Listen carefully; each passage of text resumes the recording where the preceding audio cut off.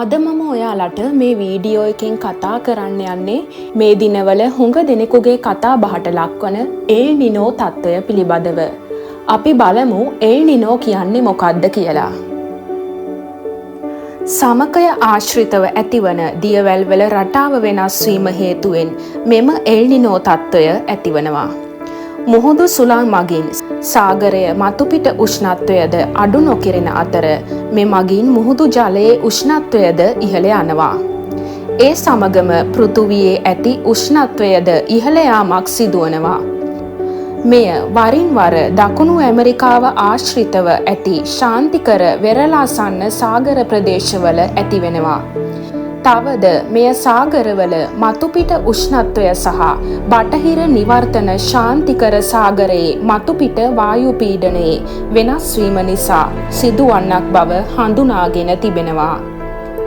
L Nino යන්නෙහි වූ අර්ථය මානවයා යන්නයි. ක්‍රිස්තුස් වහන්සේගේ දරුවා ලෙසද මෙය අර්ථ දක්වනු ලබනවා.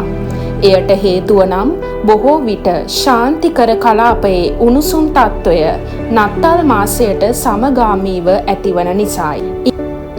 ඉන් අනතුරුව ක්‍රමයෙන් මෙලෙස උෂ්ණත්වය ඉහළ ගිය විට විවිධ රටවල් වල නියඟ තත්ත්වයක් දක්වා වර්ධනය වනු ලැබෙනවා. එසේම මෙය ඇතැම් කලාපවලට නිවර්තන කුණාටු තත්ත්වයන්ද ඇති කරනවා. වසර කිහිපයකට පෙර මෙම එල් නිනෝ යන වචනය බොහෝ දුරට ආගන්තුක වචනයක් වූ නමුත් දැන් වර්තමානය වන විට මෙය බොහෝ දෙනෙකුට යම් අවබෝධයක් තිබෙනවා. මේ වන විට ලෝක කාලගුණ වාර්තා මගින් පෙන්වා දෙන්නේ මෙම වසර තුල එල් නිනෝ තත්ත්වය සුපර් එල් නිනෝ තත්ත්වයක් දක්වා වර්ධනය වන බවයි.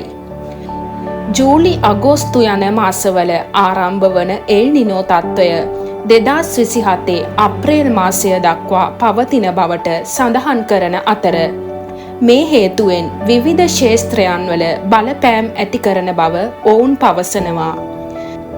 මේ අනුව බටහිර පැසිෆික් කලාපයේ රටක් වන ඔස්ට්‍රේලියාව වැනි රටවල වියලි කාලගුණ තත්ත්වයක් අපේක්ෂා කරන අතර නැගෙනහිර පැසිෆික් කලාපීය රටවල අධික වැසි ඇතිවීමේ තත්ත්වයක් පවතිනවා.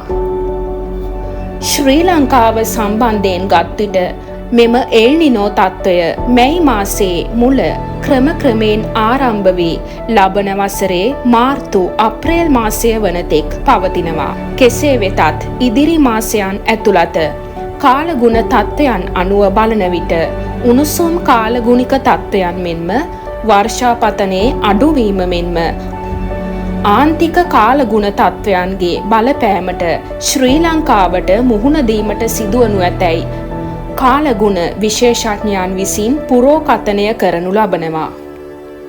මේ වගේ ඔයාලට තවත් වැදගත් වීඩියෝස් බලන්න ඕනේ නම් channel එක subscribe කරන්න.